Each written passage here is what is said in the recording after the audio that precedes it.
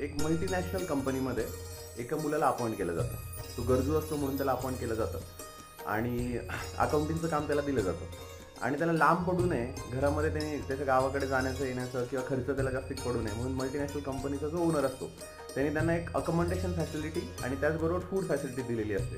त्यासाठी एक फ्लॅट असतो, फ्लॅटमध्ये त्यांना मस्तपैकी दर महिन्याचा किराणा भरून दिला जातो. त्याबरोबर एक बाई कामवाली ठेवली जाते की ती त्याला स्वयंपाक करून देईल म्हणून.